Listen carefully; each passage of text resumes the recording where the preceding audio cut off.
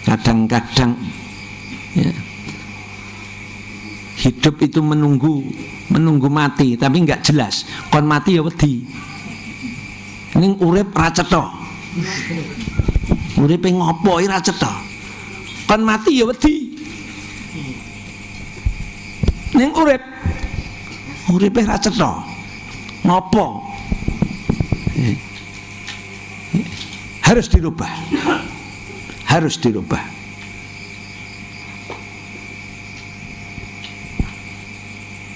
Kalau santri, aku sesasi ndak hafal satu juz ini dosa besar ini bagi saya. Yang masih program ngapalke, yang program wah iki aku ngapalke wis, iki saya harus menambah ilmu. Saya kok belum paham bahasa Arab ya, membaca kitab kuning kok ndak paham ya, maka saya harus berusaha. Alhamdulillah di pondok kita ini sudah ada yang belajar bahasa Arab, ya kan? Sudah ada yang mengkhususkan apa itu program membaca kitab kuning, ada program. Kok saya tidak paham kata per kata ini ya? Oh ini kalau saya mencari di kamus kok nggak bisa. Untuk bisa baca kitab kuning itu kamu harus belajar sendiri, bukan nanti disebel sama ustadz tahu-tahu bisa, itu enggak. Sing nyebel kebantaran metu idune malah. Terus ya kowe ora berubah.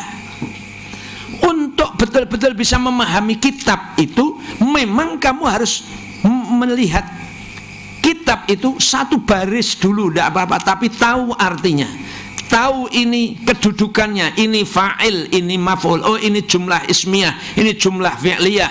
Kalau jumlah ismiyah itu ada mubtada'nya, ada khobarnya, terus nanti ada khobarnya itu dia man'ut, nanti ada na'atnya, mungkin khobarnya mudhaf ilaih, terus dikejar terus. Oh ini susunan ini ada apa, ini halnya, oh ini ada maf'ul mutlaknya, oh ini kalau maf'ul mutlak berarti artinya begini, kalau maf'ul li ajlih berarti artinya begini. Itu nanti terus dikejar terus. Jadi bukan hanya sekedar tahu arti. Kalau santri itu bukan hanya sekedar tahu arti, tapi tahu arti kedudukan setiap kata. Hadapkan perubahan. Nah, ini bagi santri. Kok saya belum paham ya? Selain Al-Quran, yang pengen sekali kalian hafal, itu yang saya pengen sekali kalian hafal satu, yaitu Safinatun Najat, supaya kalian hafal, karena itu sangat penting. Safinatun Najat, insya Allah sedikit itu, kalau kalian hafal, insya Allah itu bisa kalian gunakan untuk menjelaskan masalah fikih. Yang kedua, Aqidatul Awam, itu sangat penting sekali untuk kalian hafalkan, karena itu akan menjadi dasar kalian memahami ilmu aqidah. Aqidatul Awam.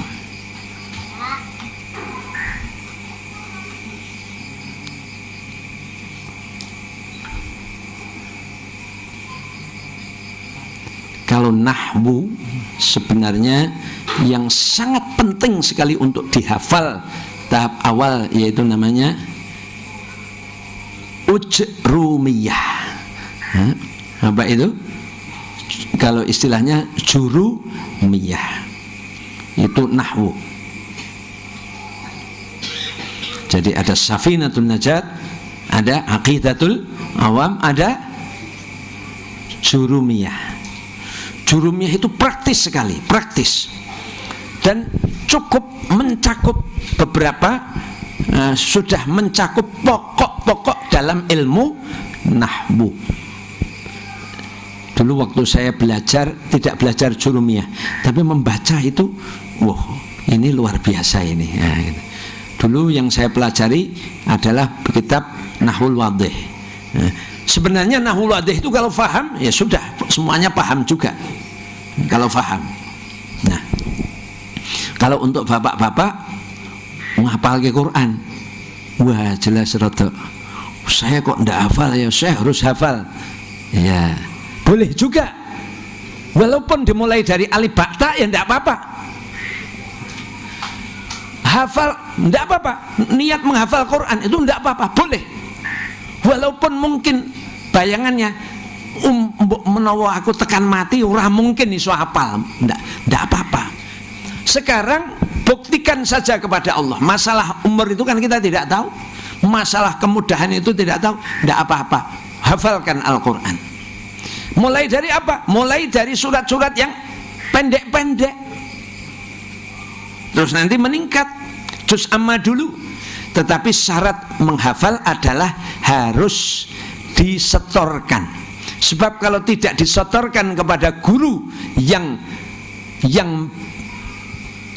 memang sudah diizinkan untuk mengajar, maka hafalan kita akan banyak salah. Jadi hafalan itu wajib disetorkan. Tidak boleh hafalan sendiri, itu tidak boleh. Apalagi belum belajar ilmu tajwid, mesti salah. Mesti salah sudah. Jaminannya, wah ini saya dari membaca keterangan tentang ilmu tajwid, oh mesti salah sudah.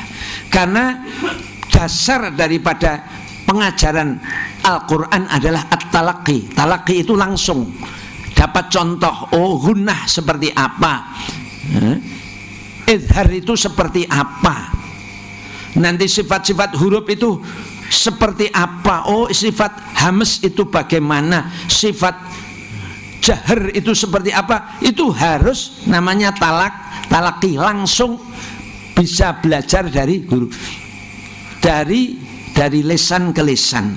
Karena prakteknya itu tidak bisa ditulis, tidak bisa dijelaskan lewat. Umpamanya hamas itu sebagian suara jadi, sebagian udara jadi suara, dan masih tersisa udara yang keluar sesudah keluarnya suara. Nah ini kan sulit. Contohnya harus ada contohnya, harus ada keluar. Umpamanya idzas samaa'un syaqqat, nah ini kan masih ada udara, salah itu tidak boleh. Syaqqat, jari ini cek yang udarane, nah, ini kan ngarang dewe mana ini. Harusnya bagaimana? Idzas samaa'un syaqqat, idzas samaa'un syaqqat, itu saja. Tidak usah, nggak boleh, nggak usah dicek, nggak boleh. Wa adzinat, tidak boleh ada itu keluar, pas udara keluar itu tidak boleh ada suaranya.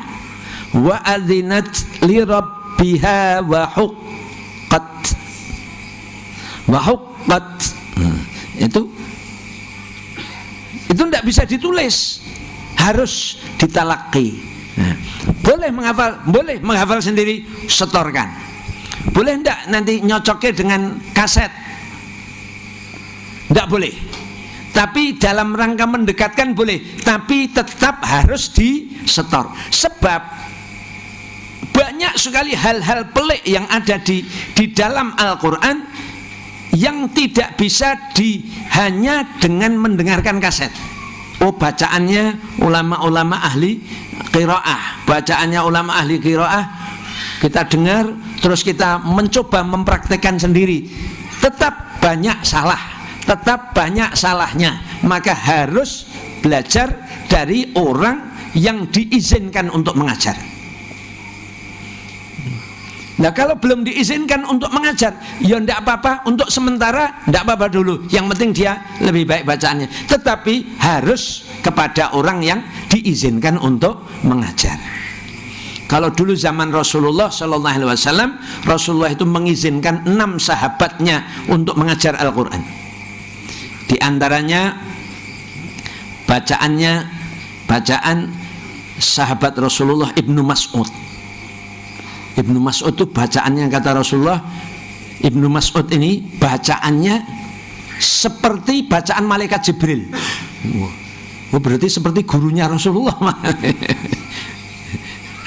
Kalau kamu pengen mendengar bacaan seperti bacaan Ibnu Mas'ud, bacaannya malaikat Jibril, ya dengarkan bacaan Ibnu Mas'ud itu.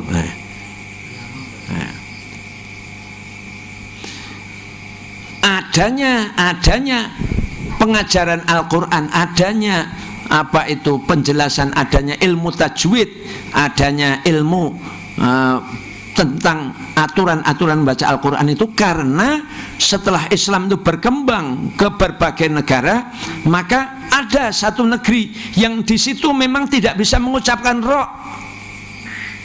ada yang tidak bisa mengucapkan ghain dengan benar, bisanya mengucapkan bukan gha tapi ho, hairil. Kalau nanti seperti itu, maka semua orang yang di negara di mana tidak bisa mengucapkan ghain, salah semuanya. Maka harus ada, seperti di Mesir itu tidak bisa belajar, tidak bisa membaca. Sebenarnya bisa, tapi kebiasaan mereka itu kalau mengucapkan jim itu mereka pakai go. Jamil itu tidak bisa, tapi gamil. Jabal itu apa? Gabal. Kalau nanti mengikuti semacam itu, bacaan Quran menjadi salah kaprah.